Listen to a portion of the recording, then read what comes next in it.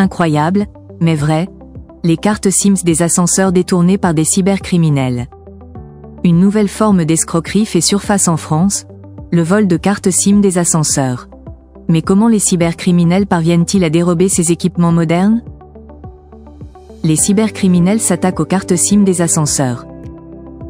Force est de constater que même les cartes SIM des ascenseurs sont ciblées par les cybercriminels. Ils parviennent aujourd'hui à détourner ces dispositifs au détriment des usagers. Or, les ascenseurs modernes ne peuvent pas fonctionner normalement en l'absence de ces cartes SIM. Rappelons que ces équipements assurent la maintenance des ascenseurs à distance ainsi que les appels d'urgence. La négligence reste la source du problème. Les cartes SIM sont souvent négligées, permettant aux cybercriminels de s'en emparer furtivement. Le mode opératoire consiste en gros à pénétrer dans les cabines depuis les compartiments techniques. Voici la technique employée par les cybercriminels pour mettre la main sur les cartes SIM des ascenseurs. En faisant preuve d'ingéniosité, les escrocs s'infiltrent dans les ascenseurs pour y voler des cartes SIM.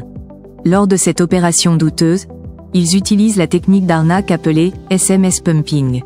Celle-ci leur permet d'exploiter plus facilement ces composants électroniques à des fins frauduleuses. En l'occurrence, cela permet la diffusion massive de messages à caractère frauduleux. Les textes envoyés s'apparentent aux communications officielles d'organismes, à l'image de la sécurité sociale. Les plus astucieux parviennent d'ailleurs à usurper l'identité des professionnels de l'ANTAI, Agence nationale de traitement automatisé des infractions. Pour capter l'attention des victimes, des clients de banque, par exemple, les cybercriminels simulent une situation d'urgence.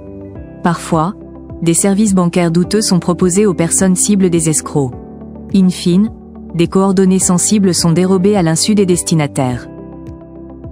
Zoom sur les conséquences néfastes de cette nouvelle forme d'escroquerie.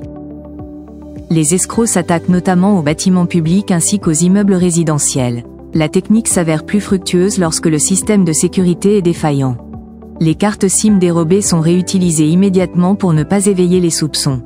En effet, celles-ci sont greffées dans des équipements mobiles dédiés à l'envoi automatisé de milliers de textes douteux. De toute évidence, les résidents des immeubles figurent en tête de liste des victimes collatérales. C'est notamment le cas des personnes âgées à mobilité réduite. Puisque les ascenseurs sont défectueux en l'absence des cartes SIM, les occupants sont coincés. Ceux qui vivent dans les étages supérieurs sont pénalisés, car ils sont contraints de monter les escaliers avant d'arriver chez eux. De quoi compliquer le quotidien des seniors et des familles nombreuses.